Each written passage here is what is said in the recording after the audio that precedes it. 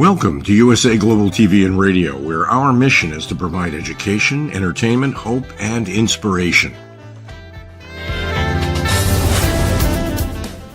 USA Global TV and Radio connects you with experts and audiences all around the world every single day to help you succeed in business and to live a richer life.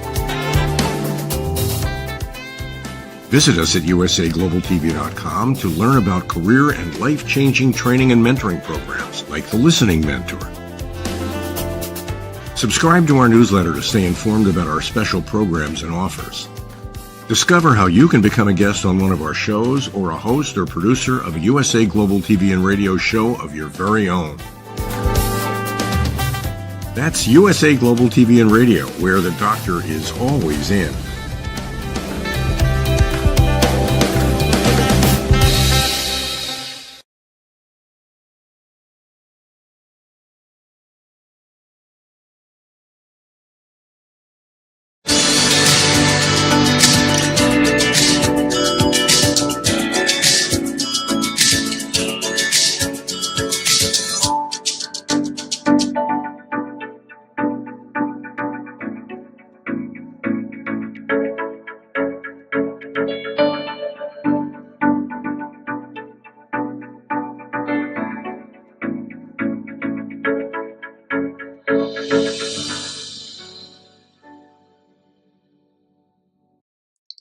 Hello, beautiful soul family, and welcome to Weekly Wisdom and Insights, your home for spiritually guided transformation and empowerment.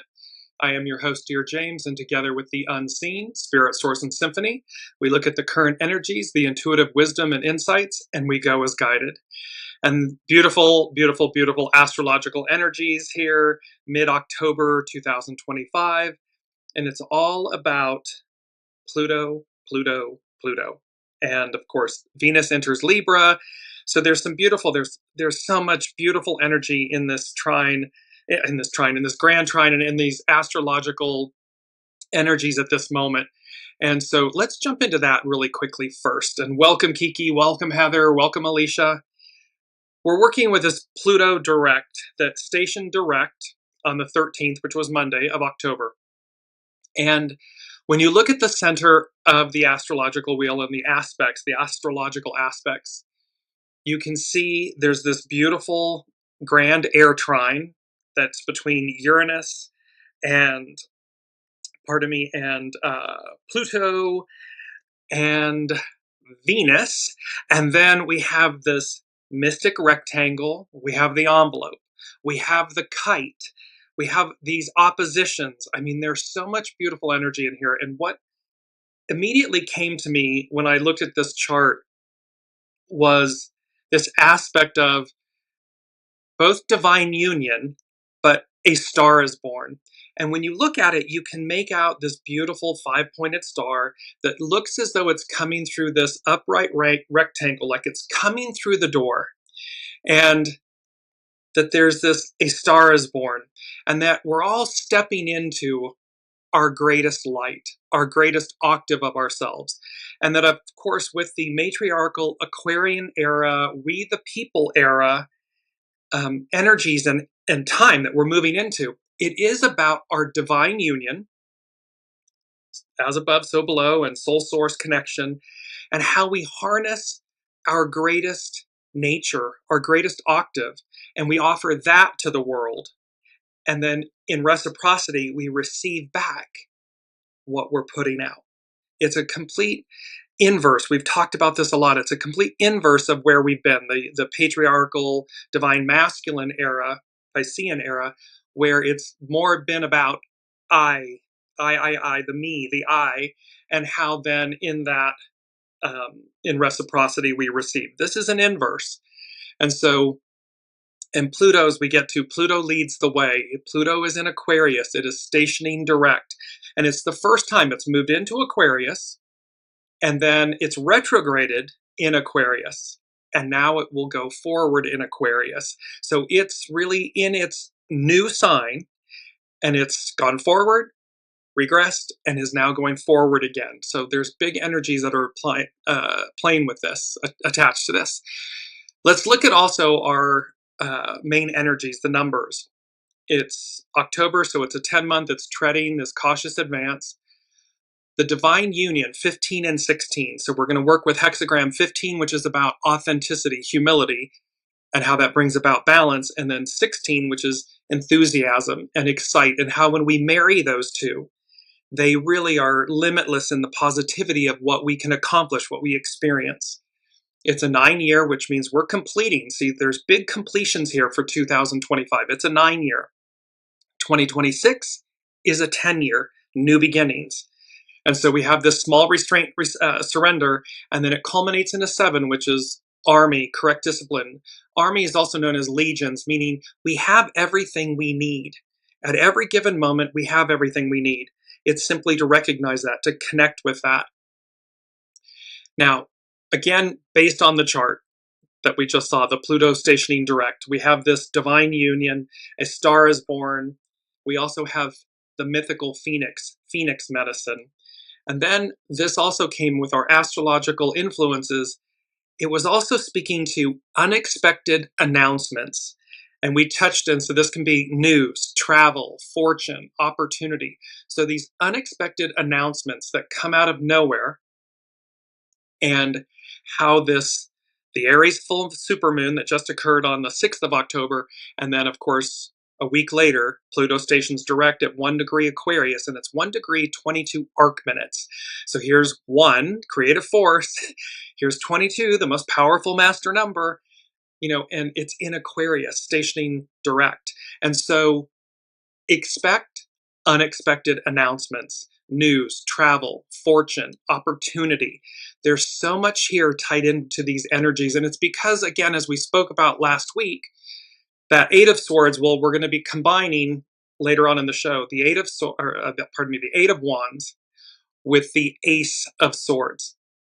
And I'll explain how those come together. But let's jump into divine union. It is our main theme, and we have this beautiful divine union. A star is born, phoenix medicine. And we're going to take these one at a time and go through them. And so divine union is a spiritual concept describing a profound, sacred connection between two souls or between an individual and the divine. So this doesn't have to be external, that soulmates and so forth. This divine union can be about how we are one with Source, God, Allah, Buddha, the all that is, that it's that divine union as well. It goes beyond a conventional relationship to represent a deep soul level bond with a higher purpose, such as spiritual growth, a shared mission, or a harmonious blend of masculine and feminine energies. That all speaks to Aquarian, divine feminine, matriarchal, we the people energy era. The concept is found in various traditions and is often characterized by intense transformation, mutual growth, and a sense of sacred purpose. And I just want to bring up this beautiful image of divine union, and it's by Danielle Caners at artisticherbalist.com. And she has beautiful images that are very futuristic and so forth that you can go and purchase on her website. Yoga mats, all kinds of different things, actual artwork. But you see in this image the beauty of the divine masculine and the feminine merging, coming together as one, this yin and yang aspect of ourselves. And again, so it's to remember, it doesn't have to be an external divine union. It can and most likely will be first and foremost a divine union of soul and self, ego, mind, personality, human, soul source connection coming together in this beautiful harmony and balance.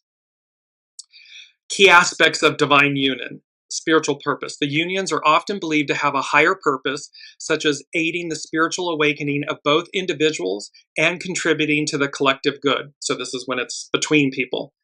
It's a union of energies. A common interpretation is the synthesis of complementary energies, such as the masculine and the feminine. This is the Shiva and the Shakti, or the yin and the yang, to create a balanced and more powerful third state of being, this Ahura Mazda, that rotary engine that we've talked about, where the heart and the soul, the ego, mind, personality, the soul source connection, it's all unified, operating as one in this beautiful, rotary, triangular fashion, this third state of being.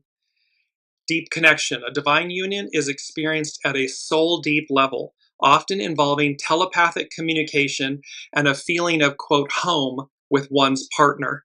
So again, this can be with another, externally with another. It can also be that sense of home with your soul source connection, your soul, and this union of coming together and finally feeling whole and at home. Intense transformation. The path to divine union can involve significant challenges and confronting aspects of the self, leading to self-awareness, healing, and growth.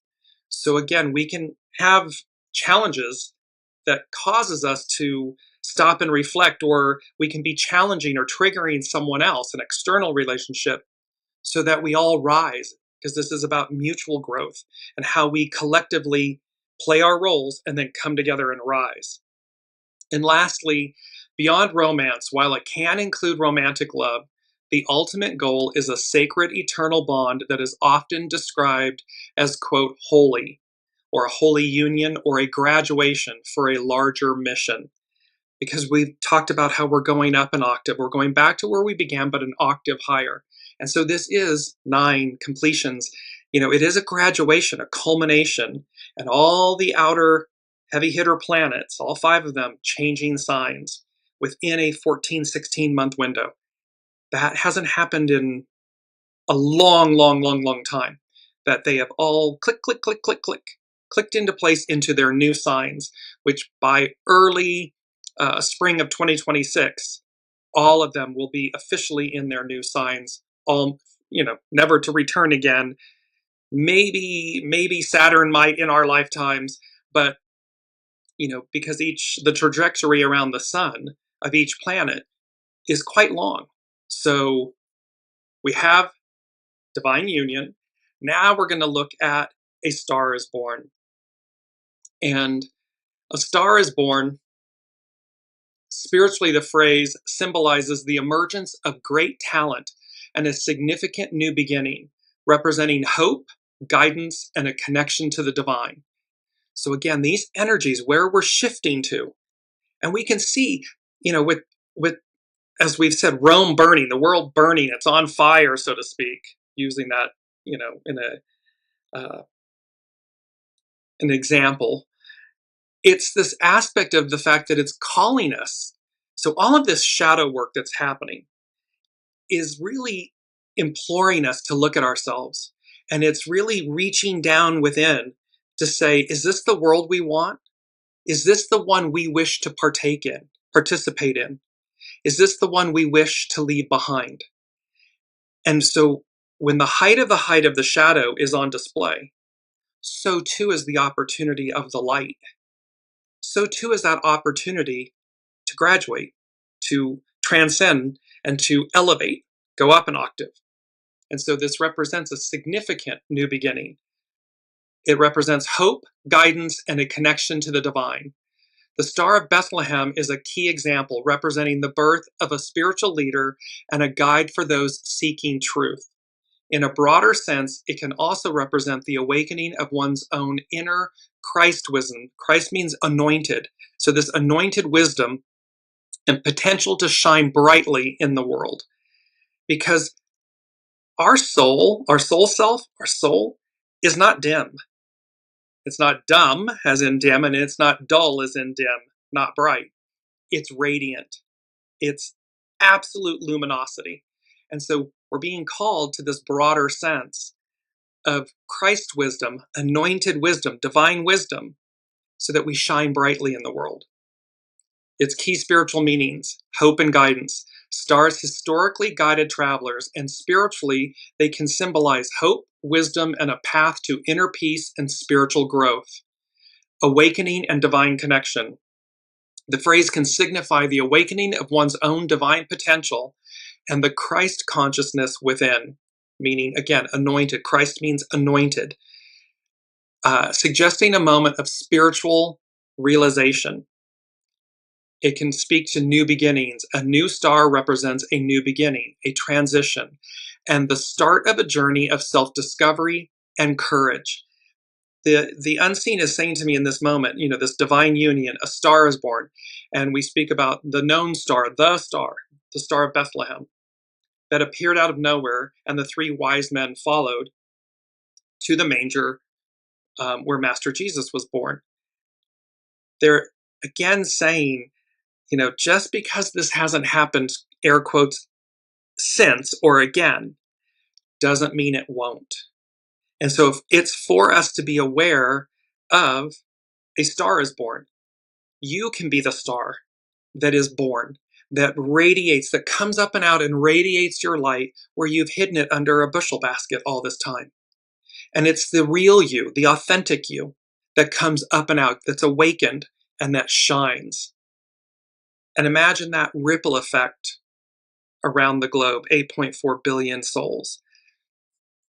The Star of Bethlehem, a prominent example, which is seen as a divine sign of a new leader and a guide to spiritual truth. And lastly, shining your light on a personal level, the phrase can be interpreted as a calling to shine your light, which is what I was just speaking about, and fulfill your purpose rather than remaining hidden or obscure.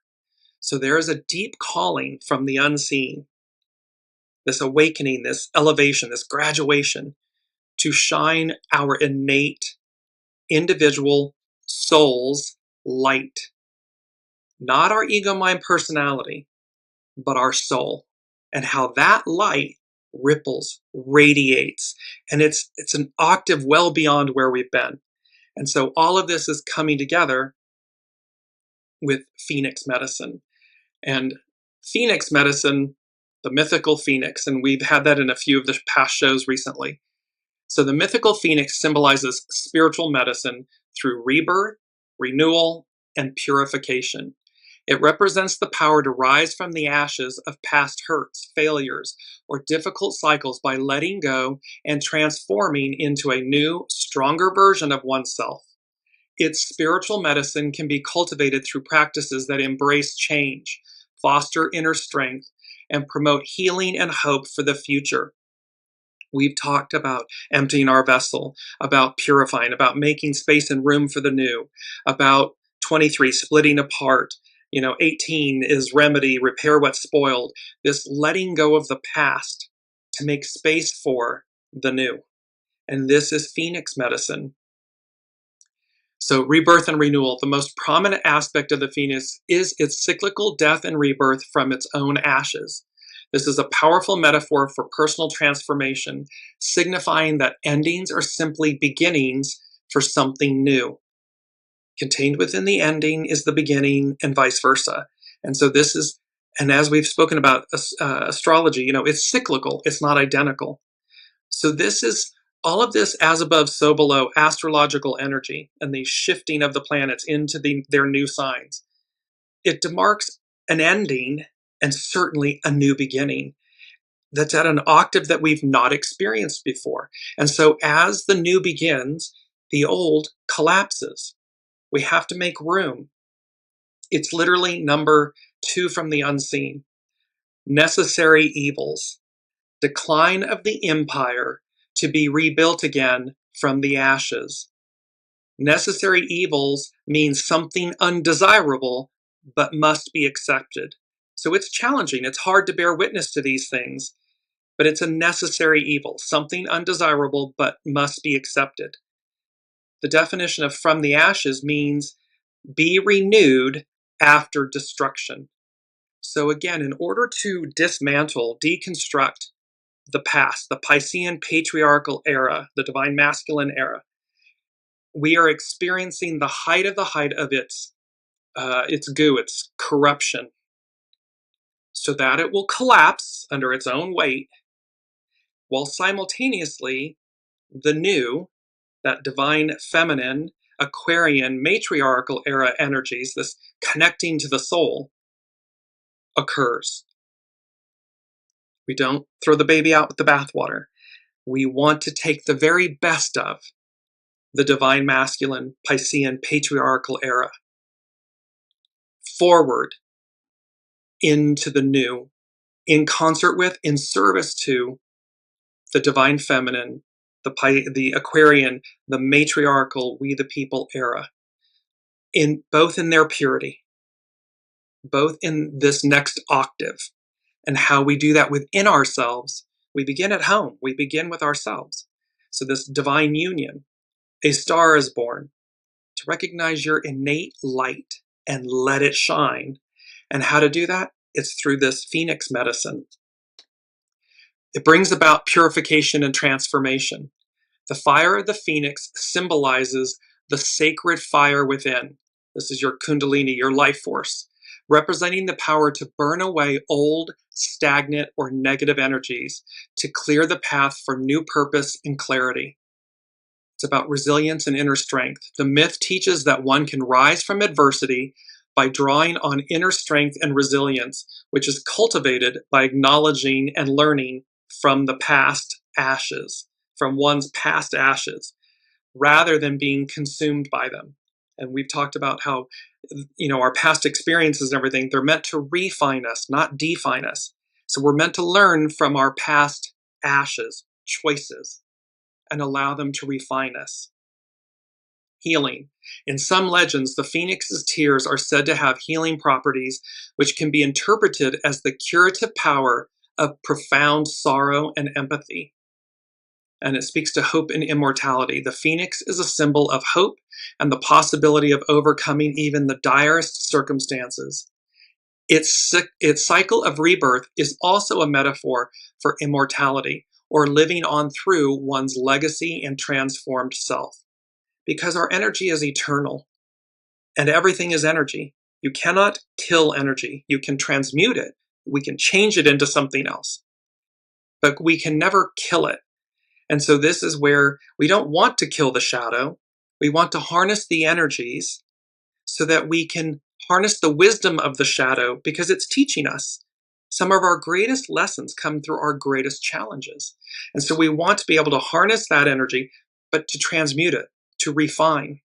It's only when we get stuck or we become the shadow that we lose its lesson, or its power amplifies and magnifies in a less than good way. Everything's purposeful. If that's the lesson a soul wishes to learn, it may do so.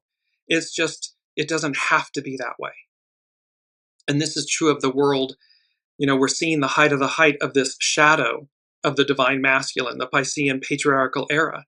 It doesn't have to be that way. It's to what degree do we stop and pivot? Do we alter and make room, empty the vessel, make room for the new to rise up and claim what's before us? How to work with the Phoenix medicine. Acknowledge and accept your ashes, your choices. Honestly look at past hurts, failures, and disappointments. Accept them as part of your story and use their lessons to empower your future rather than letting them hold you back.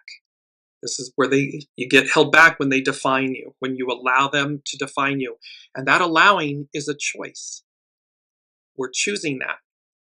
We can then instantly choose to say no more, no longer. I'm not going to allow my ashes, my choices, to define me or to hold me back. I'm going to release them.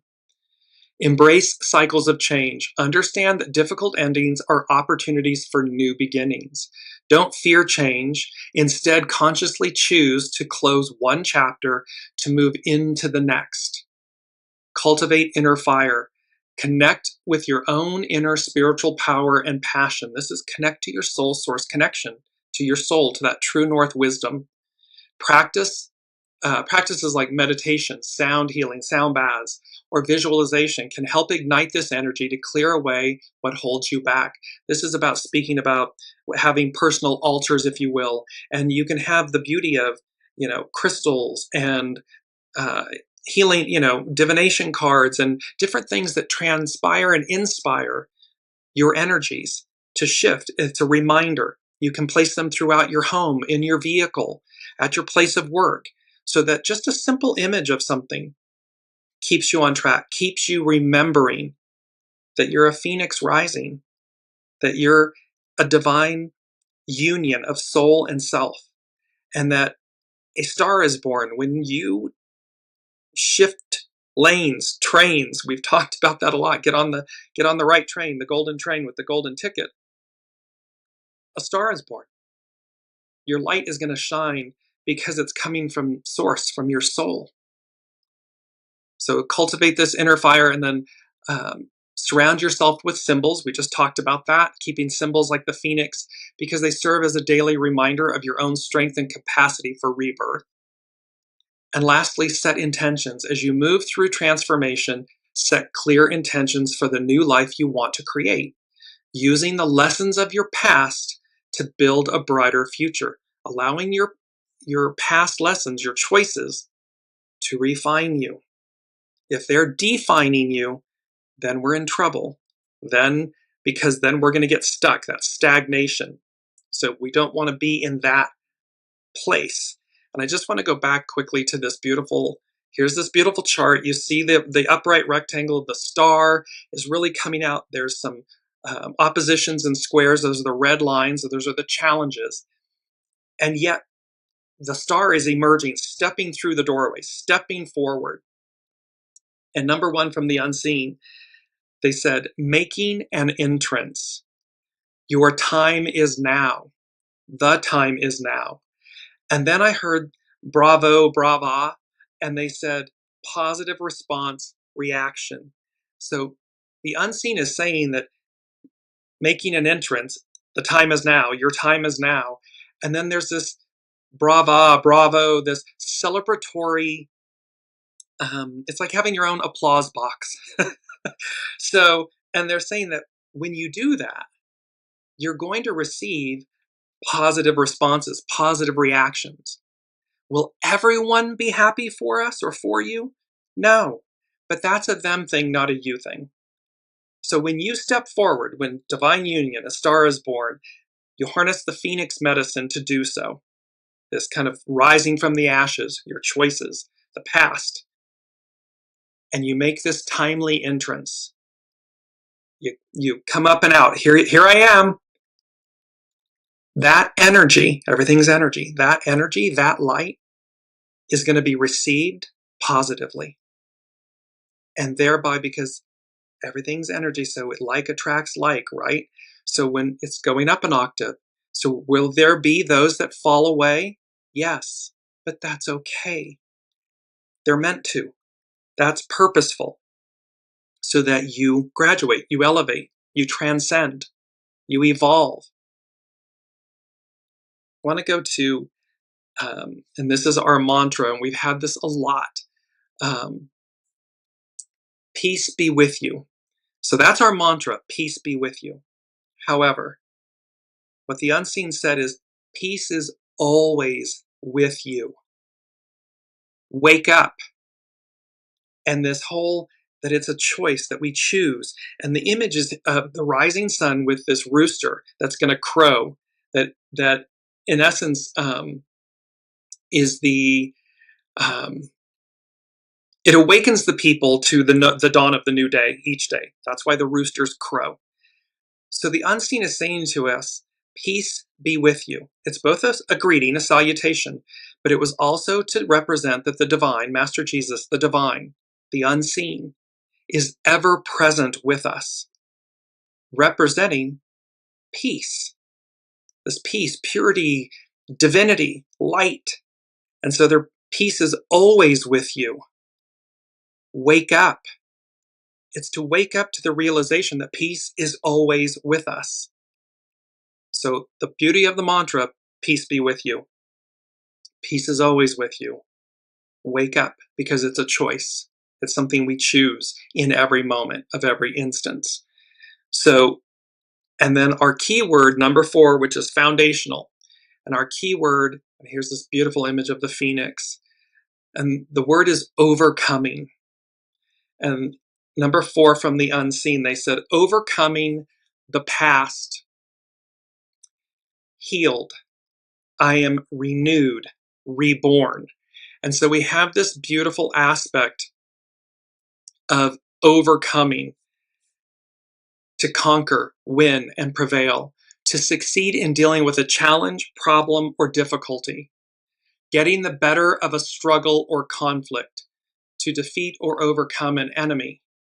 In the Bible, overcome, from the Greek word nikao, means to conquer, prevail, or gain victory, especially through faith in Master Jesus, the divine, the unseen.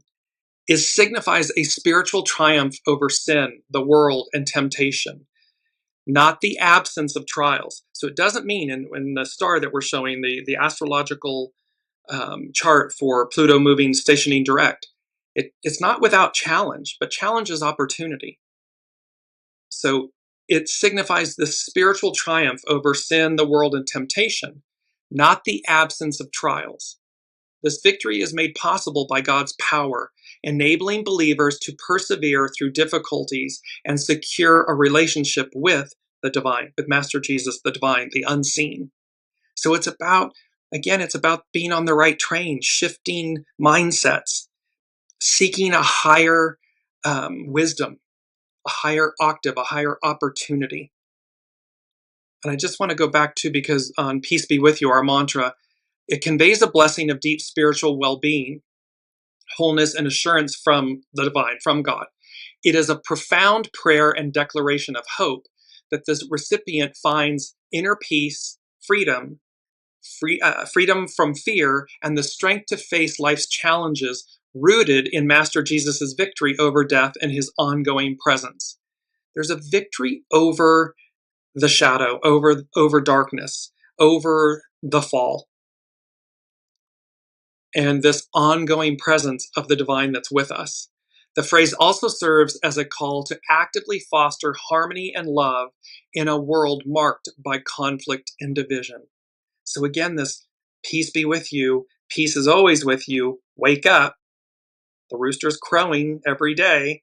So we have this opportunity to overcome, to recognize that we can overcome anything. Because again, we have everything we need. It's always within us. We're always connected to it. It's simply a matter of are we choosing it? Are we exercising that muscle, that soul muscle? What are we choosing? That's what it comes down to. So I want to now go to Pam Youngin's, we're going to go to first hexagram 15 and then hexagram 16. So we're setting the stage, and this is from divination.com. So hexagram 15 is humility, authenticity. Humility is rewarded. It's our first, I believe it's our first, yes, it is. Our first quote: humility is rewarded in human affairs. It is the way of the universe to fill the empty cup and to empty the full cup, just as valleys are ultimately filled by the erosion of great mountains. Regardless of your position in human society, humility is a deceptively powerful attribute that is often overlooked. If you are in a high position but remain humble, people will be drawn to you and causes that you espouse. However, if your position is lowly, humility will endear you to those of higher status. True humility is a virtue that benefits all, and to which all should aspire. The most successful people are those who know how to bring situations into balance by reducing those who are too inflated and adding to those who are too minimized. Such a person strives for balanced and stable relationships, not power over others. Humility is the virtue that allows you to perceive the balancing potential in every situation, including ourselves. Where are we too masculine, too aggressive, too forceful, and not receptive enough, not listening enough? This yin yang, this beautiful balance, this divine union that comes into harmony.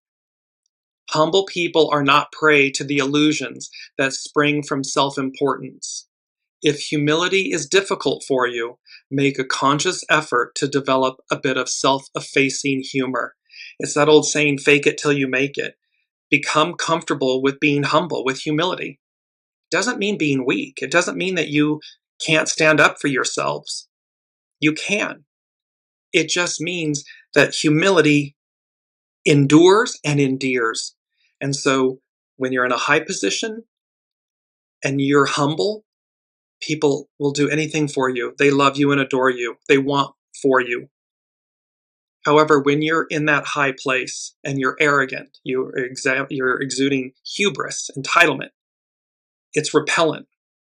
People instantly don't like you, push back, don't want you to succeed. And the same is true when we are in a quote unquote, air quotes, lowly position, because status and stature in life is irrelevant. But when one is in that place, humility also endures and endears, because it then says to someone, this person has great character, great humility, grace. Let me place my interest or my backing, my effort in them, as opposed to somebody that, again, no matter your status, your stature in life, hubris, arrogance, entitlement is a repellent. Humility is a beautiful energy that draws people in. So we have hexagram 15, humility, in with its divine counterpart, because in the I Ching, the ancient divination system, the Chinese divination system, there are 64 hexagrams. They come in pairs. So 15 and 16 would be a divine union, a pair. 16 is enthusiasm. Enthusiasm unleashes enormous creative energy. The effect is like powerful music that inspires great numbers of people, loosening constraints and sprouting new opportunities. The power of enthusiasm is best symbolized by music and dance. These are things that invigorate us, that inspire us. It is guided more by the heart than the head. Good fortune can follow when an enthusiastic leader is a person of strong character, one who is able to guide this positive energy toward a favorable destination. We're all being called at this time and moving forward, matriarchal, Aquarian, we the people era energies, to be this enthusiastic leader with strong character that is able to guide positive energy toward favorable destinations and outcomes. Enthusiasm is a personal relationship, or in a group, generates special electricity. For instance, when the crowd at a music festival is charged up, the singer scales new heights, and life, the shared experience of the moment, becomes its own reward. And who is not in awe of thunder? Who would fail to fill his or her lungs with refreshing air in the aftermath of a cleansing rain?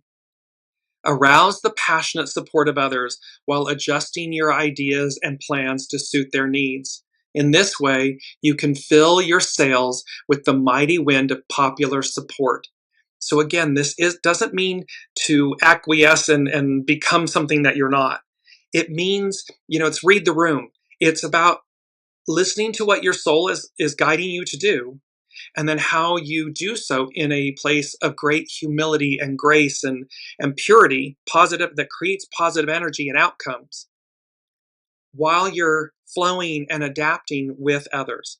It doesn't mean you'll, please everyone all the time. That's not what it's about.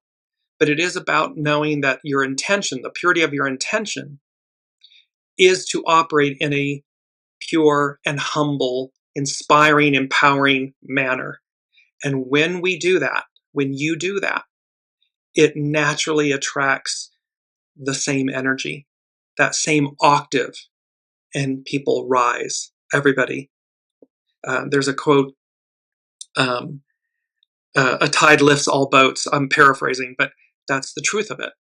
So arouse the passionate support of others while adjusting your ideas and plans to suit their needs. In this way, you can fill your sails with the mighty wind of popular support.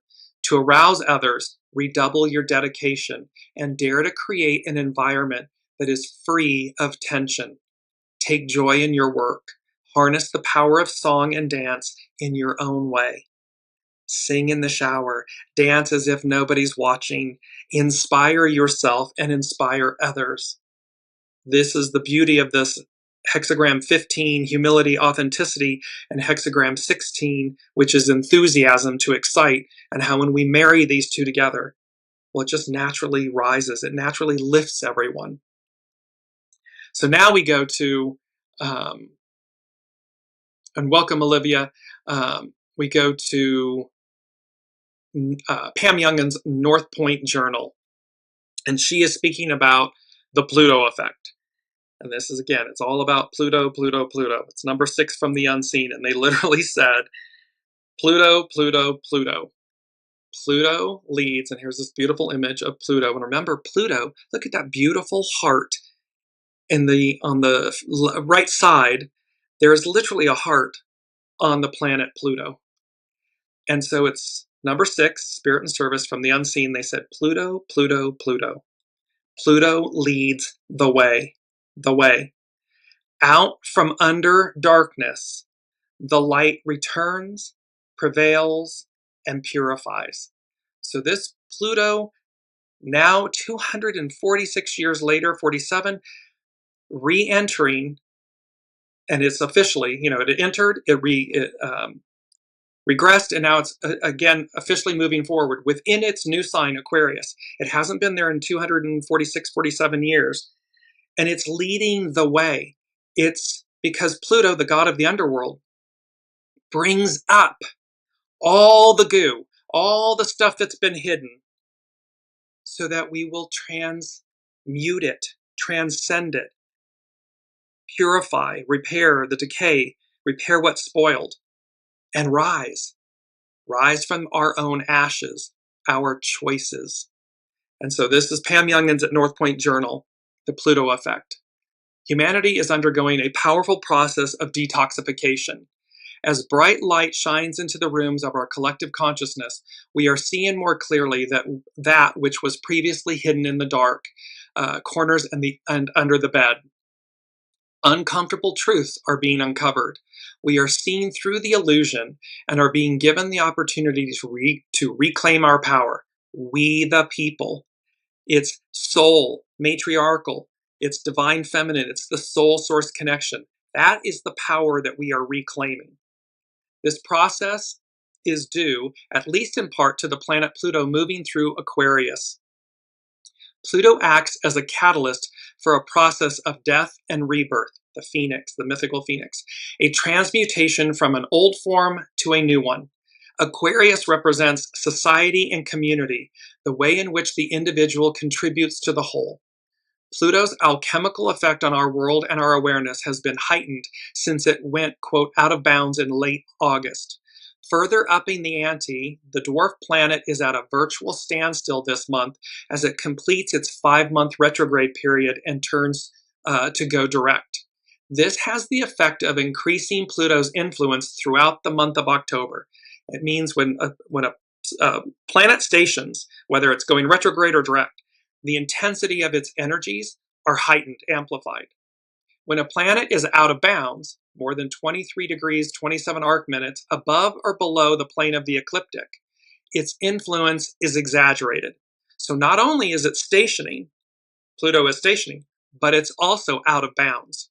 It's like boom, double, boom. It's doubled. The intensity is doubled. Pluto is out of bounds this year from August 29th, 2025 to November 23rd, 2025. During this time, we are observing an extreme drive to control and dominate through fear. However, we are also seeing the deep corruption that has woven its way through our governments and other social systems. While this experience can be overwhelming at times, there is hope. Pluto is currently out of bounds to the south, which plays out very differently than if Pluto were out of bounds to the north. History reveals, because astrology is cyclical, it's not identical, but it's cyclical. History reveals that when Pluto is out of bounds to the north, dictators gain control and the people are disempowered. However, when Pluto is out of bounds to the south, as it is right now, the people regain their power and societies are reformed. So there's historical evidence for this, astrologically speaking. Pluto will be out of bounds to the south periodically from now, 2025, through 2035, for a decade, out of bounds to different degrees in the south. This year, it is out of bounds for a total of 86 days. This amount of time will increase every year until 2029, when it will be out of bounds for 155 days. After that, the annual total of days out of bounds will gradually decrease.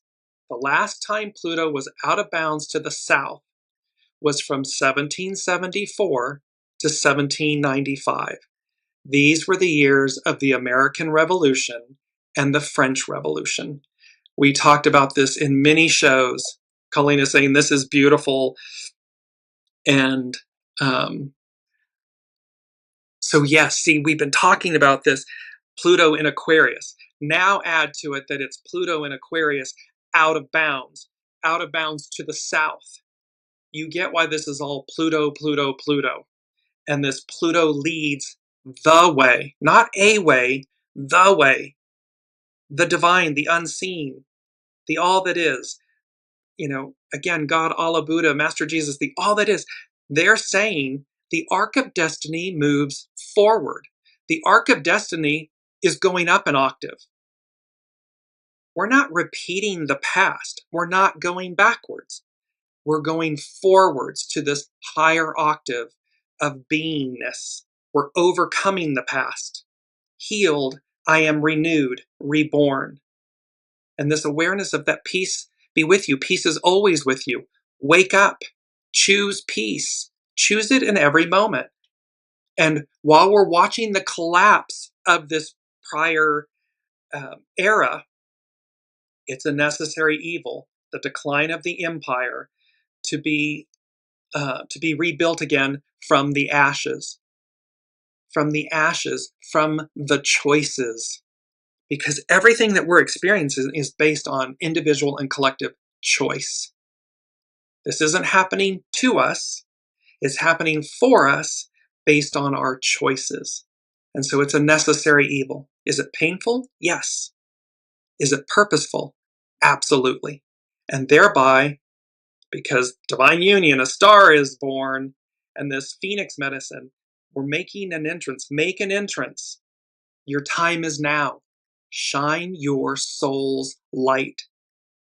It's what your soul came to do that matters, not what your ego, mind, personality, human tells you you want or don't want. That is the old us. The new us, the new you, is the divine you. It's always been that, but there's a wake-up call here. So now we move to astrobutterfly.com. And this, again, astrobutterfly.com is speaking about Pluto goes direct.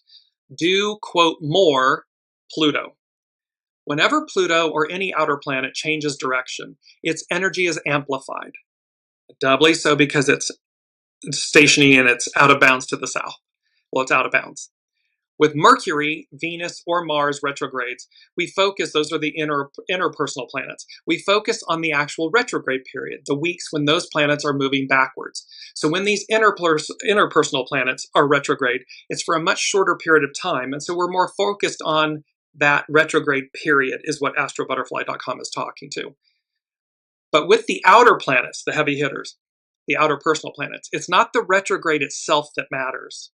Pluto, Neptune, and Uranus spend almost half the year in retrograde motion. Instead, what matters with the outer planets is the shift.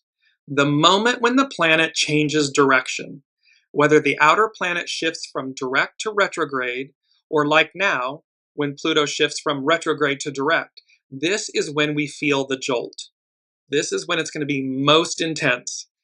Now, it's Pluto's turn to storm the waters, and Pluto's energy is at its peak.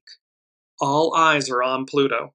Number 6, Pluto, Pluto, Pluto. Pluto leads the way.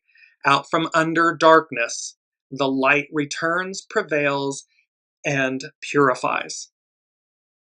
Pluto doesn't always have the best reputation, to put it mildly. Most people, even those who use words like, quote, transformation, still fear or avoid Pluto. Say Pluto and you start thinking of death, loss, or endings. But it's not Pluto that brings the struggle. It's our resistance to Pluto that does that. See, it's our choices. Are we in the flow? Do we go with the flow of the energies? Are we willing to empty our vessel, let go? This is all about choice and how we individually and collectively amass these experiences based on choices, ashes, choices. So when stationary, Pluto says, I'm here, tune into my frequency. And if we say, no thanks, just like any signal we try to ignore, it gets stronger and more insistent. This is the cosmic 2x4 from the universe, from the unseen. We get flashing yellows, we get these knowings, we get these warnings. It starts to go into the red zone. It's getting louder and louder. So when stationary Pluto says, I'm here, tune into my frequency, and if we say no thanks, just like any signal we try to ignore, it gets stronger, it gets louder, it gets more insistent. The less we tune in, the louder Pluto gets, like a siren that won't turn off, growing until it's eventually unbearable. And if you've ever been in a home where the smoke alarm's going off and it just will not stop, it's so irritating because it's demanding our attention, or it's raising the alarm that there's something that we need to face. Is there a harm? Is there an opportunity to move ourselves forward? astrobutterfly.com. So, what should we do instead? When Pluto comes, we do, capital D-O, we do Pluto. We don't run away from Pluto. We meet it. We greet it. Pluto doesn't want us to be stronger just for the sake of being powerful, but resilient for the sake of being agile. See, it wants us to be resilient and agile, to go with the flow. I love this part. The cockroach is millions of years old. Dinosaurs didn't make it. Because, as Darwin put it, the species that survives in the long run is the one that is the most adaptable to change. When we have options, when we think ahead, life is less of a threat. And when the anxiety of everyday survival recedes, we have the space and the capacity to discover our real self, real purpose, and live more authentically, aligned with our unique potential. This is about soul source connection. This is when we can hear the divine within us and we go as guided. Soul source connection. And that is the true core Pluto motivation.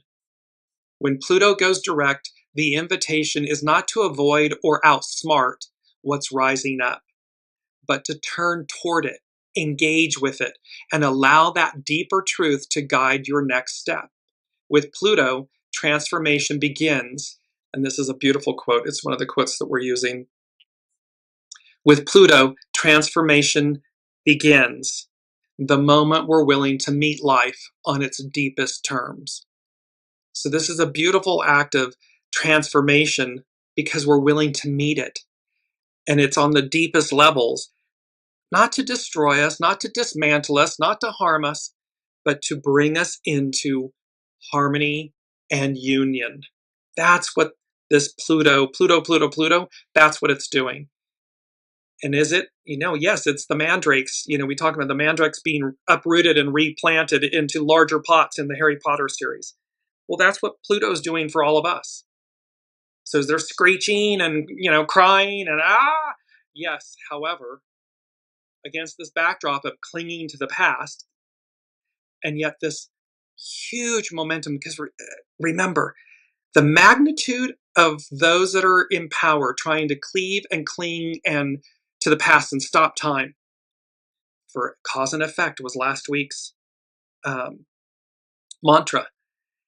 There is an equal and or greater force that moves us forward, that sees this and says no, rejects it, no. And that force then comes together, culminates, and energy, like attracts like, and it becomes greater and louder. This purity, this truth, this no, I want what the future affords, not what I had in the past. I've already been there, done that. I've already lived that. So who wants Groundhog Day to repeat over and over and over and over again? That's very stale and stagnant. Moving forward into the unknown, big smile on my face, that's exciting because it is unknown. And it's to remember it's not unknown to us, air quotes. It's not really unknown to us. Our soul knows the way. It has always known the way. It will always know the way. It's just the ego, mind, personality, human taking a deep breath and exhaling and saying, okay, let me follow you because you know the way. That's where we are. Now, let's conclude with, in astrology, it's Astrology by Lauren. And she begins with a quote from Noam Chomsky. There are two sets of principles. They are the principles of power and privilege and the principles of truth and justice. If you pursue truth and justice, it will always mean a diminution of power and privilege. However, if you pursue power and privilege, it will always be at the expense of truth and justice. So see, it's innate. When we just simply pursue truth and justice, then power and privilege and all those things recede. They subside because we're seeking truth and justice, purity, goodness. However, if we're pursuing power and privilege, they're at the expense of truth and justice. So the purity of our intentions is paramount. It's important. Astrology by Lauren, Pluto Stations Direct 2025. On Monday, October 13th, or Tuesday, depending on where you are in the world, Pluto will station, ending its 5-month retrograde phase. Although Pluto has been in Aquarius for over a year now, this is the first time that it stations direct while still in Aquarius. We spoke about this earlier. There is a certain gravitas that Pluto gains in this sign by stationing direct in the sign of universal brother and sisterhood, freedom, and equality. Aquarius is a sign of the people, and as Pluto gains its foothold here, its aim is to shore up the power, not from the top, but at the base, with the people at large. So this is about Pluto securing the foothold to create the power from the ground up, from the base up, not the top down. None of that trickle down economics and stuff. It is a profound concept and one that is likely to gain even more traction next year in 2026, when the nodes of the moon, where humanity's going and what we're releasing, move back to Aquarius and Leo. For that is when the fates, as it were, the nodes of fate, the fates, can step in, tilt their hand, and leverage things in a certain way that will help to facilitate the process. This is why all of the outer planets shifting signs in that 14 to 16 month window is such a big deal. Pluto and Aquarius, first time in 246, 47 years. It's a big deal. It's all about moving humanity forward, revolutionizing humanity, our experience. So it's to facilitate this process. The south node of the moon in Leo, will be in Leo, is sometimes associated with the idea of a fall from power of those at the top, in parentheses, kings, and then restoring the power to the people with the north node in Aquarius. So we can see where this is all going, which is why people are in power, whether it's governments, institutions, businesses, they're all freaking out because they know the writing's on the wall. They know that the power is with the people. It has always been with the people. It's about waking up, overcoming the past. We wake up, peace be with you. It's always with you. Wake up. And this awareness that the times, they are a-changing. We're moving forward. And so this idea that the south node of the moon in Leo is sometimes associated with the idea of a fall from power of those at the top, kings, and then restoring the power to the people with the north node in Aquarius. But even now, there's a lot of support for this. With a trine to Aquarius, Aquarius's ruler, Uranus, a sextile to Neptune, and a trine to Venus, newly entering Libra, we see a grand trine in air, and then creating a kite with Neptune and Aries. We spoke of this at the very beginning of the show. So this is in that Pluto stationing direct astrological chart. Just going to bring it up really quickly again. So Astrology by Lauren is speaking with a trine to Aquarius's ruler, Uranus, a sextile to Neptune, and a trine to Venus.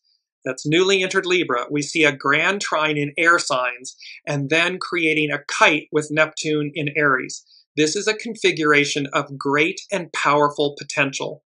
Almost like a silent and peaceful coup, alliances are forming and being drawn together within a framework towards fulfilling shared revolutionary ideals. Trines are not aggressive and competitive. It's as if they already exist and are just needing the right sort of catalyst to get the ball rolling. So this was that lion medicine about, we don't have to roar. It's innate within us. We know what to do. It's gathering together, coming together, peaceful protest, this rising up that is that purple wave that was in a few shows back that just overtakes the past, overcomes it. On October 13th, just hours before Pluto stations, Venus enters the sign of Libra, forming the grand air trine and making all this a little more personal. Whether that's through a personal obsession, a mad crush, or an irresistible longing, Venus navigates the giants at the outer fringes of our solar system and channels their power down into our daily lives and personal concerns. She's going to harness this power of this grand trine. There's Uranus, Pluto. She's going to harness these powers. And in the process, Venus aims to restore the balance in her own way and in her own time. This is divine timing. That may mean drawing some people together with a shared purpose while parting with others. It may mean drawing attention to issues surrounding fairness and equality. This could prove to be a great time for all things Venus: love, marriage, partnerships, justice, reaching agreements with others, achieving harmony, and making peaceful negotiations. However, planets tend to be really strong when they station, and when Pluto, the lord of the underworld, stations, he digs in even deeper than he normally does, unearthing and revealing all that has been lurking below the surface. What is disclosed are often things that we had hoped would stay buried forever: our fears, cravings, obsessions, the wraiths and demons that possess our souls. The things we want to avoid because we don't want to ever have to deal with them or have them revealed to others. They make us feel uncomfortable, disempowered, fearful, ashamed, wounded, vulnerable, and weak. These are the things that need purging. This is where we harness the energy of the shadow to transmute, transcend, to refine who we are. Yes, it can be painful, but it doesn't mean to avoid it or to try to cling to the past. It doesn't work. So these are the things that need purging, the things we most fear. It demands honesty, truth, a lot of courage and humility, and even some heart-wrenching pain in the process. At these stations of Pluto, we are being asked, even in the face of extraordinary odds, even in the face of our own fear, even at the risk of humiliation, we are being asked to take our power back, where and however we can. When we are our authentic selves, when we just operate in life from the purity of our soul, there's nothing that holds power over you, that holds power over us. When somebody tries to attack or demean or diminish or utilize that in a way against someone, it says everything about that person and nothing about you. And when you just stand in that empowerment and you say, yes, yes, I made that choice, or yes, yes, and you get a next, bye, because it holds no power.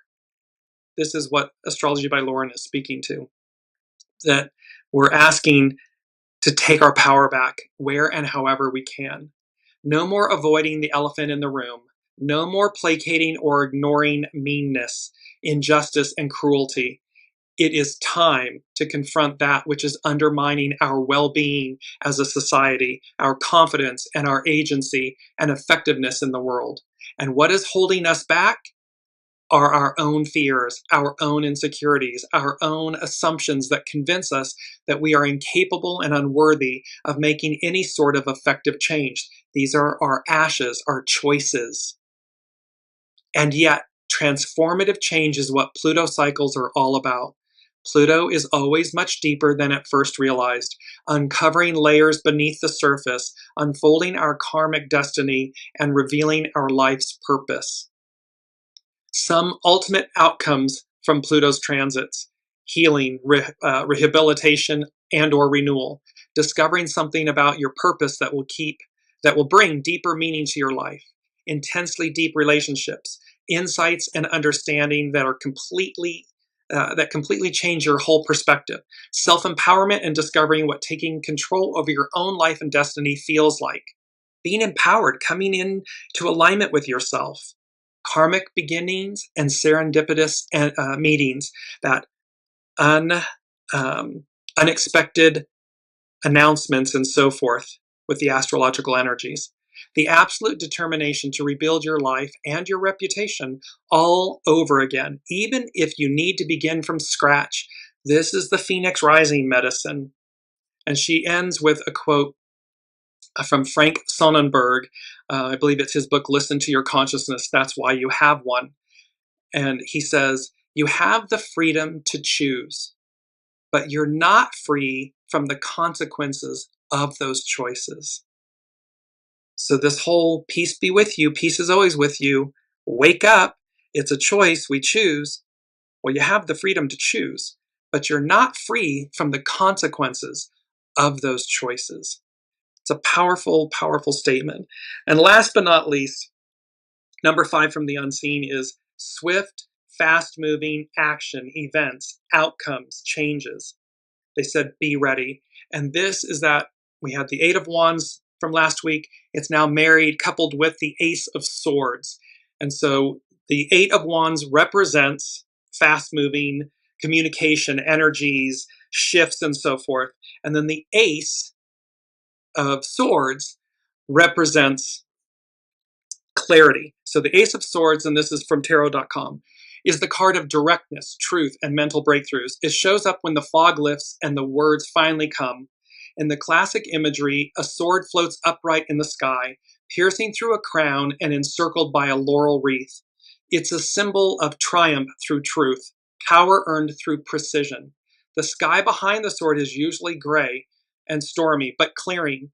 This card cuts through the confusion like a hot knife through buttered BS. Pluto, Pluto, Pluto. This card doesn't hand you answers, but it delivers a lightning bolt of awareness, a realization, a decision, a sharp word that might sting, but rings with undeniable truth.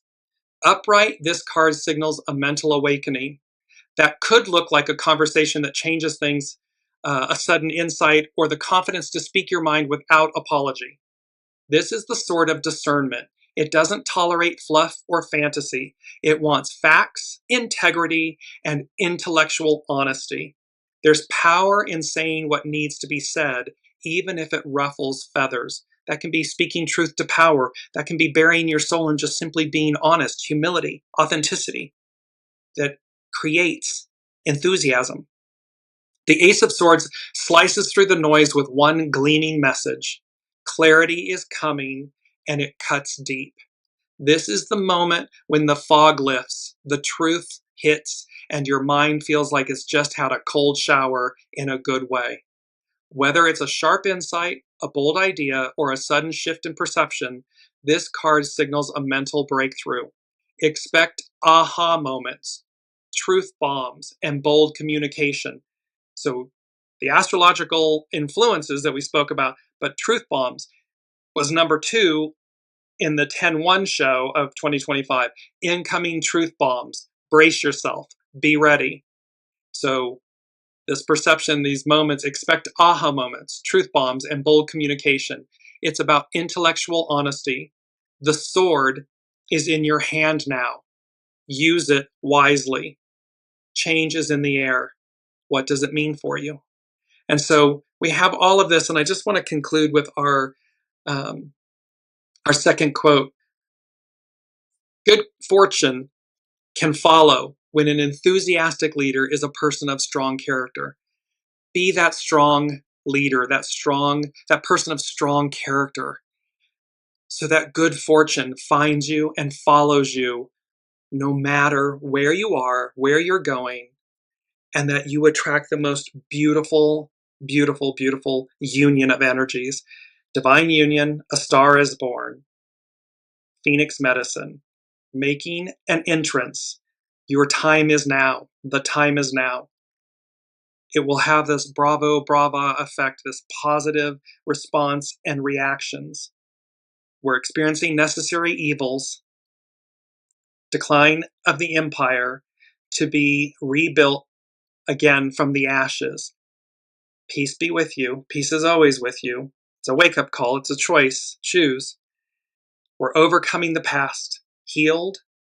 I am renewed and reborn. There's swift, fast-moving action, events that and outcomes and changes. Be ready. And this is all about Pluto, Pluto, Pluto. Pluto leads the way. Out from under darkness, the light returns, prevails, and purifies all. Can't wait to see what happens next. We will see you next week. And thank you again for your presence, your energy, your comments. Please like, share, subscribe, and follow. It all supports the weekly Wisdom and Insights journey. And until tomorrow, be well and be kind, and we will see you next week.